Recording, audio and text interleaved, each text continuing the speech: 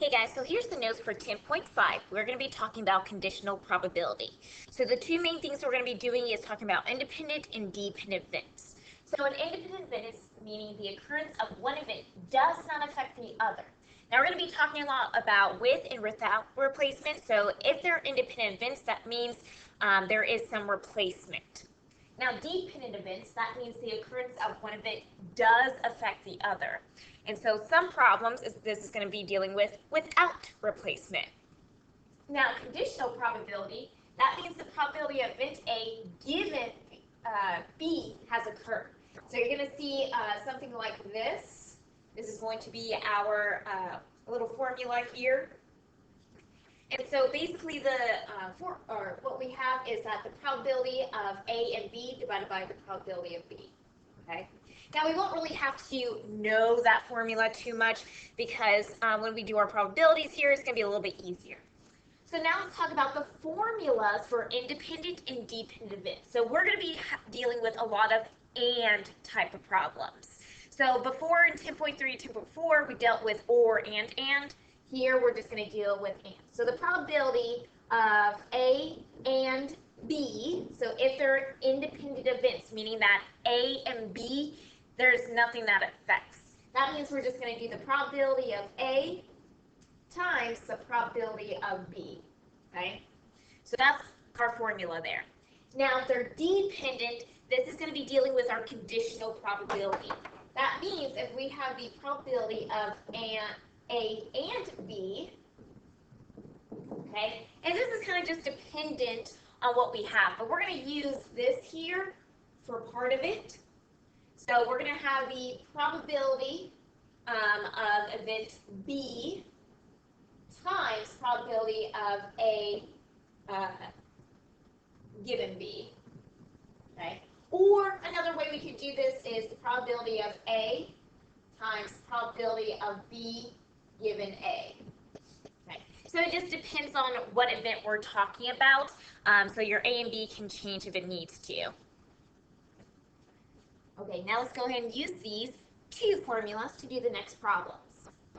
Okay, so example 1A, we have A and B are independent. So they tell us what it is. That means when we do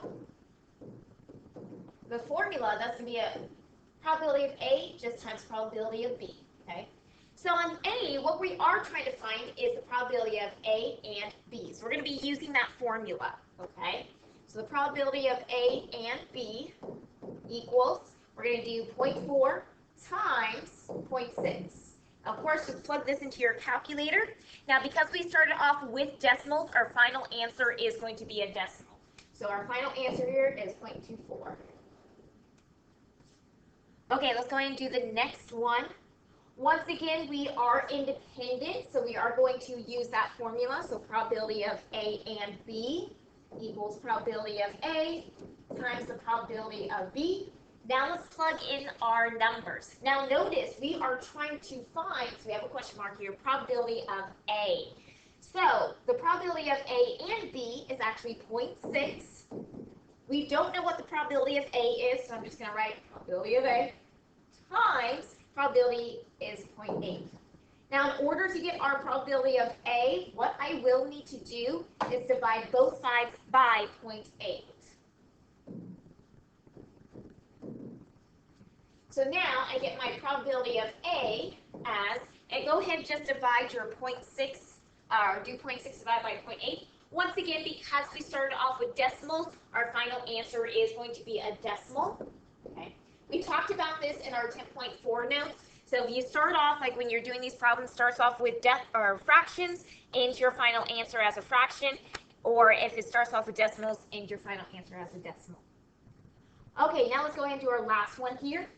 Here now we're talking about dependent events, okay? So we have the probability of A and B equals, now look at the notation they use here. Now your A and B, they can be switched. It really doesn't matter too much. So don't focus too much about the notation. Just understand of how you are using your probabilities.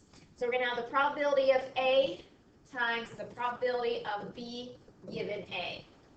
So we are trying to find what is the probability probability of A and B.